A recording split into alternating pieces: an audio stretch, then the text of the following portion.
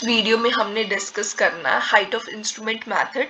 ठीक है, इस मेथड को हम कॉलिमेशन मेथड भी बोलते हैं। सबसे पहली और सबसे इम्पोर्टेंट चीज, हमारे पास जब भी हम सर्वेइंग करते हैं ना, सर्वेइंग हम जब करते हैं हमेशा हॉरिजॉन्टल डिस्टेंसेस देखते हैं।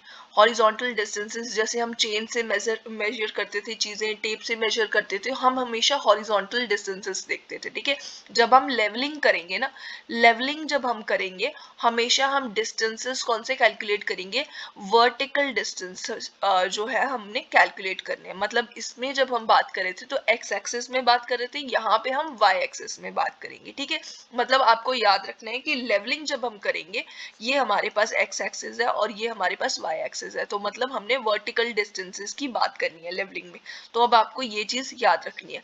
दूसरी बात, ठीक है, दूसरी बात ये कि जो हमारी हाइट ऑफ इंस्ट्रूमेंट है, इसमें हाइट ऑफ इंस्ट्रूमेंट जो है नाम ही है इस मेथड का, इसको जो हाइट ऑफ इंस्ट्रूमेंट है अब एग्जैक्टली होती क्या है वो हमें जानना बहुत जरूरी है। हाइट ऑफ इंस्ट्रूमेंट क्या होती है, RL of line of collimation. अब जो हमारे पास इंस्ट्रूमेंट होता है उसकी जो लाइन ऑफ कॉलिमेशन होगी when the instrument is properly levelled. पहले तो ये जो हमारा लेवलिंग इंस्ट्रूमेंट होगा, डंपी लेवल हो सकता है, वाई लेवल हो सकता है, ठीक है, ये जो इंस्ट्रूमेंट होगा, अब ये इंस्ट्रूमेंट जब प्रॉपरली लेवल्ड होगा, अब ये प्रॉपरली लेवल्ड कब होगा, जब इसकी ये जो एक्सिस है बिल्कुल एकदम हमारी हॉरिजॉन्टल के साथ, हॉरिजॉन्टल एक्सिस के साथ एकदम पैरेलल होगी। मतलब एक्स एक्सिस के साथ ये बिल्कुल पैरेलल हो जाएगी, इस तरीके से बिल्कुल होगा ये। तो उस टाइम पे ये जो बिल्कुल लेवल्ड होगा, हम कैसे चेक कर सकते हैं, बबल ट्यूब की हेल्प से हम देखते हैं हमेशा। ठीक है, लेवलिंग का उससे ध्यान रखते हैं।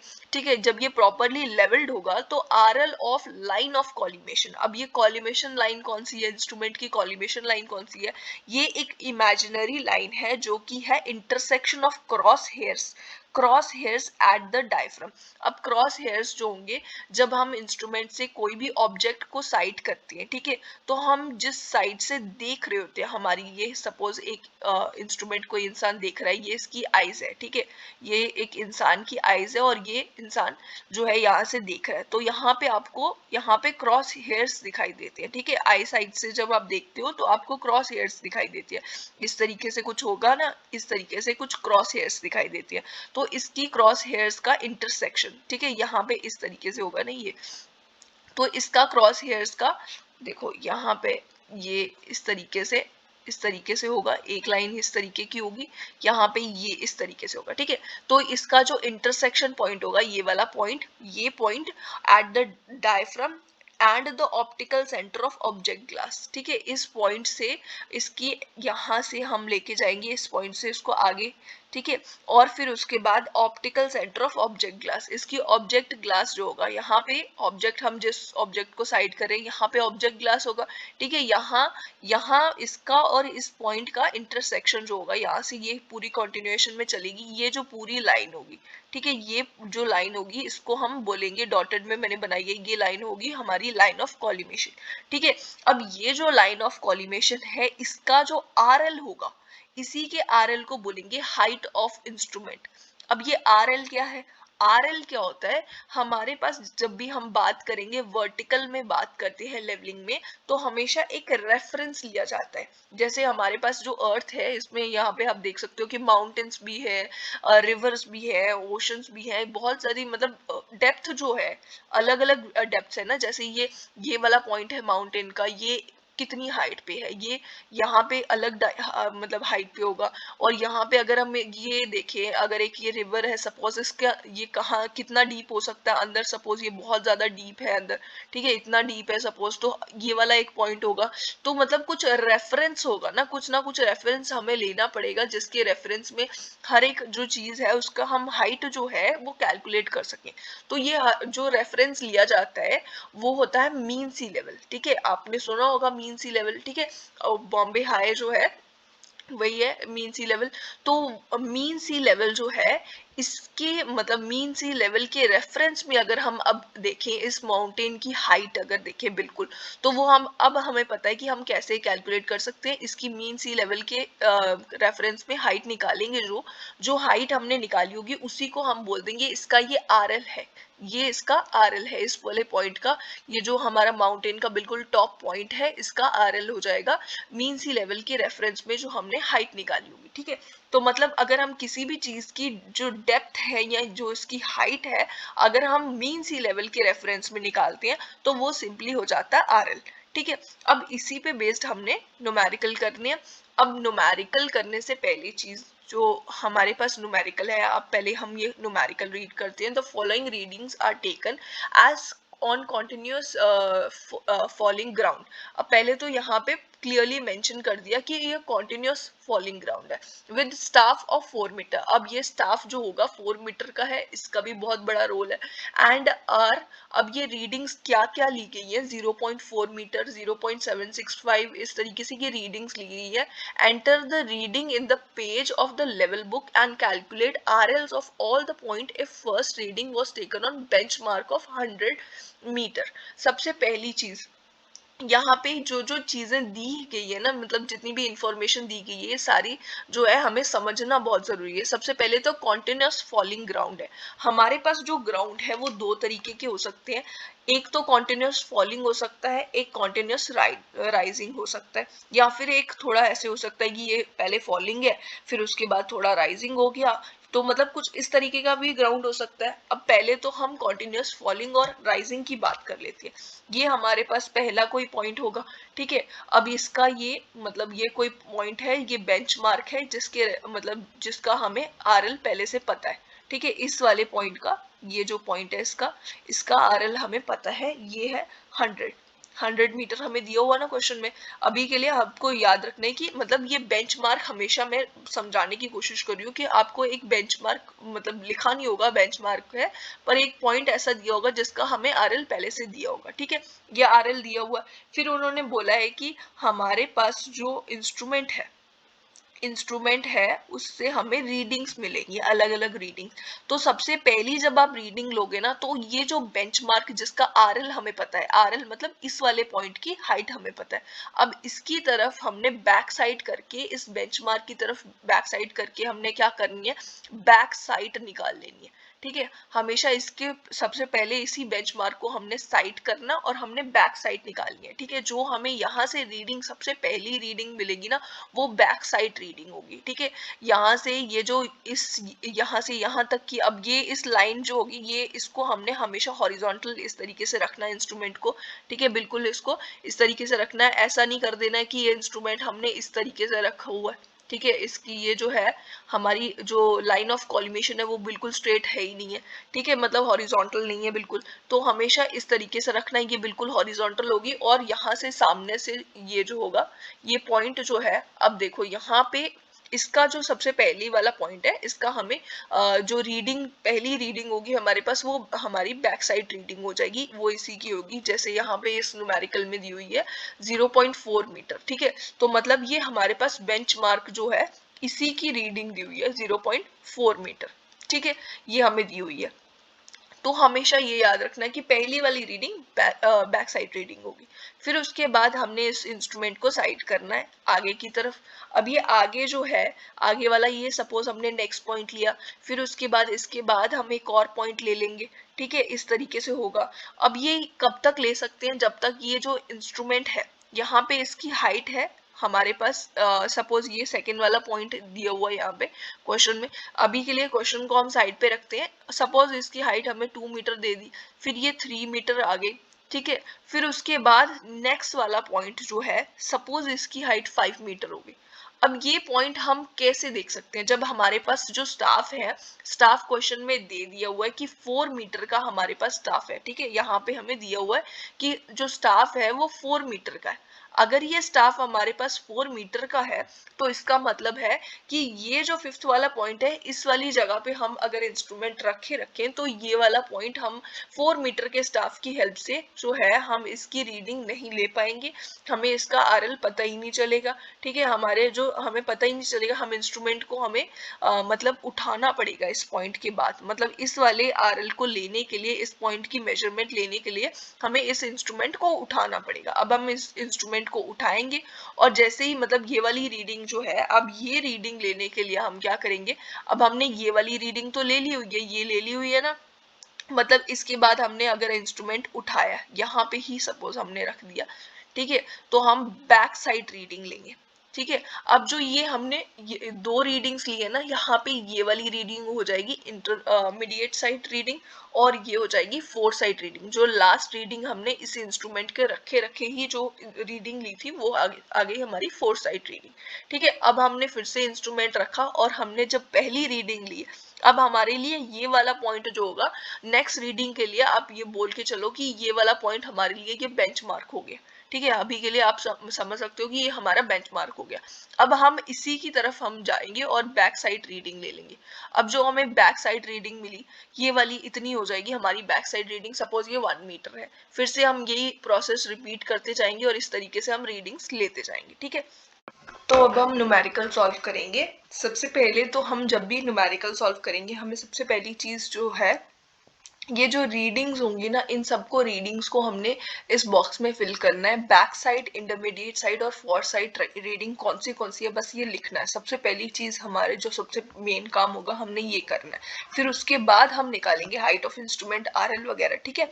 तो सबसे पहली रीडिंग जो हमारे पास होगी, जो भी रीडिंग होगी 0.4 जो भी दी हुई है, उसको हमेशा बैक साइड रीडिंग होगी वो, ठीक है। वो हमारे पास रीडिंग होगी बेंचमार्क की, ठीक है। जो बेंचमार्क है इसकी हमारे पास बैक साइड हमने करके, देखो जैसे इंस्ट्रूमेंट रखा ये हमने, ठीक है, इसका हमने बैक साइड करके रीडिंग लेनी है, ठीक है, रीडिंग लेनी है। और ये जो है ये बेंचमार्क होगा, इसका आरएल हमें पहले से पता होगा, जैसे कि इस क्वेश्चन में 100 दिया हुआ, इसकी रीडिंग हमारे पास आई है 0.4 मीटर, ठीक है। इसका आरएल हमें पता है, तो ये रीडिंग आई है 0.4 और ये हमेशा बैक साइड रीडिंग होगी, पहली वाली रीडिंग, ठीक है। सेकंड रीडिंग आपको देखना है, रीडिंग्स इसके बाद वाली रीडिंग्स का सीक्वेंस नोटिस करना है कि वो इंक्रीजिंग ऑर्डर में है, डिक्रीज हो रही है, कब डिक्रीज कब इंक्रीज हो रही है, ये चीज देखना है, ठीक है। सबसे पहले अगर हम देखें यहाँ पे ये 0.4 के बाद ये रीडिंग बढ़ गई, ठीक है, फिर से रीडिंग यहाँ पे बढ़ गई, फिर से ये बढ़ रही है, फिर बढ़ रही है, फिर से बढ़ी है, और यहाँ पे इस पॉइंट पे अगर हम देखेंगे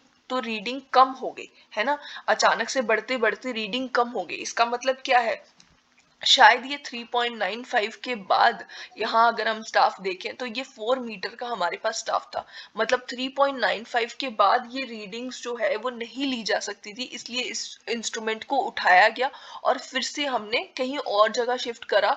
फिर शिफ्ट करने के बाद हमने नेक्स्ट प्रोसेस करी, फिर से हमने रीडिंग्स ली।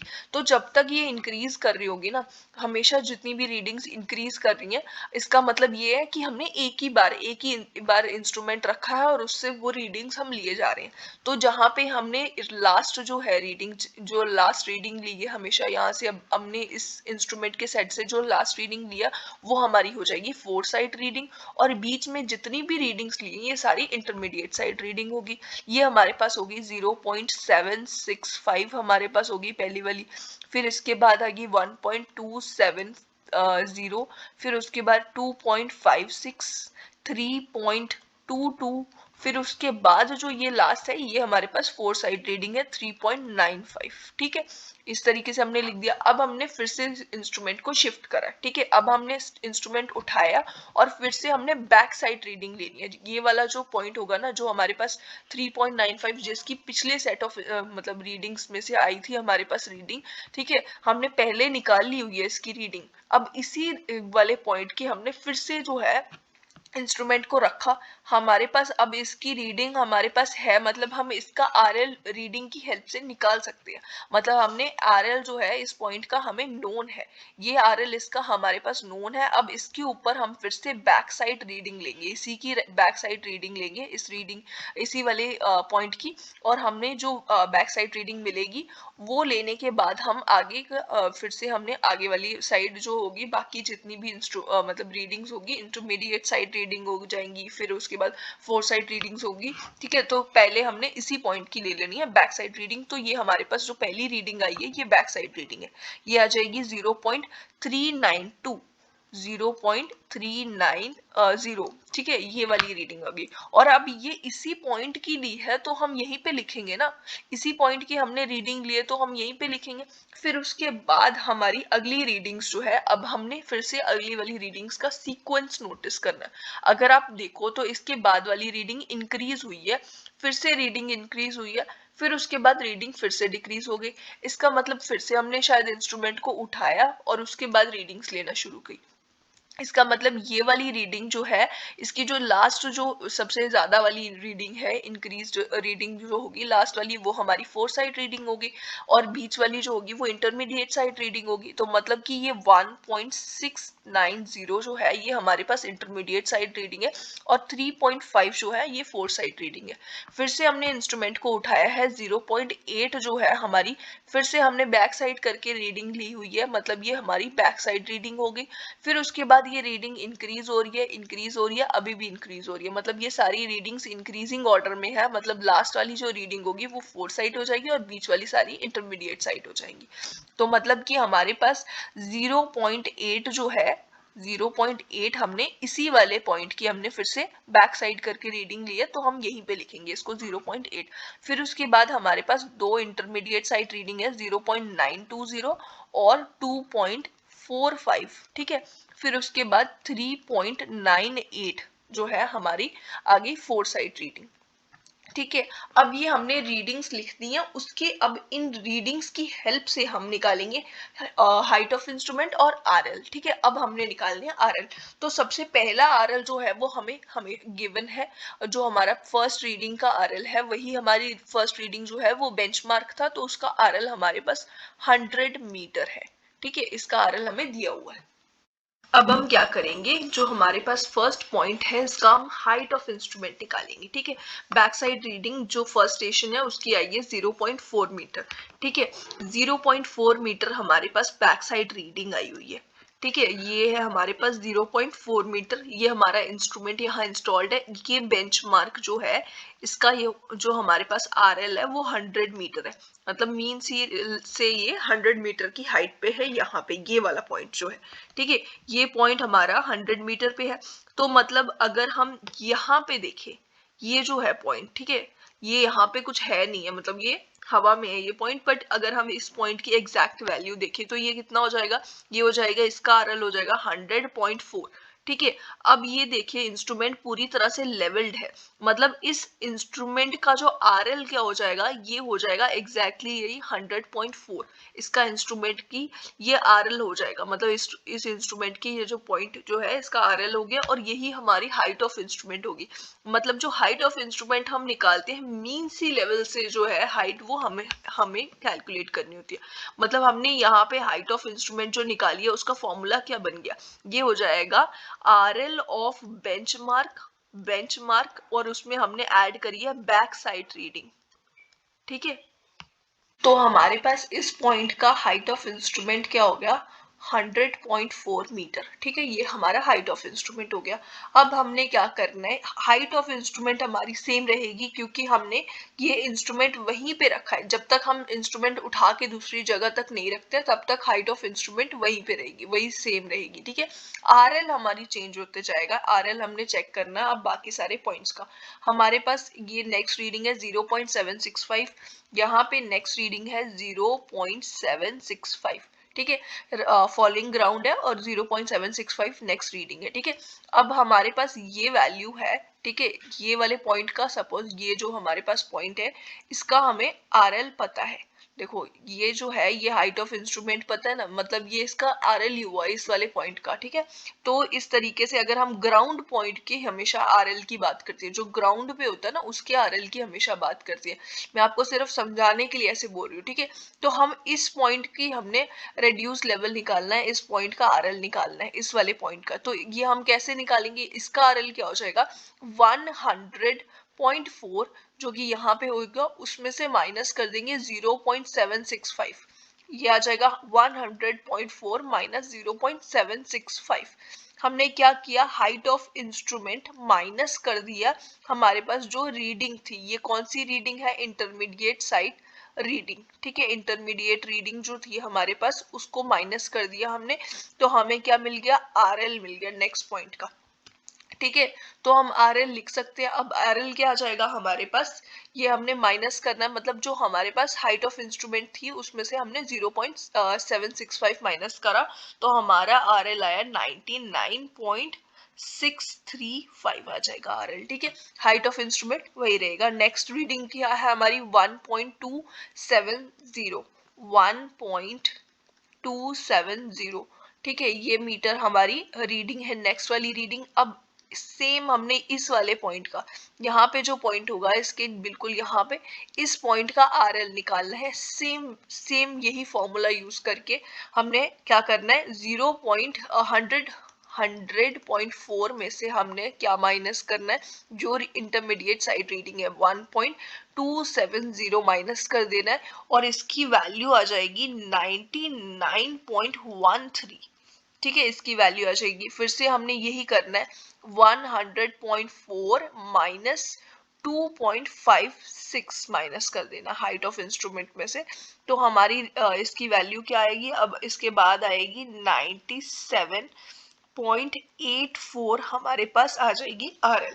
नेक्स्ट RL, अब इसमें से फिर से हमने क्या करना है, 104 में से हमें माइनस करना है 3.22, तो हमें मिलेगा RL 97.18, ठीक है, ये हमारा नेक्स्ट RL हो गया।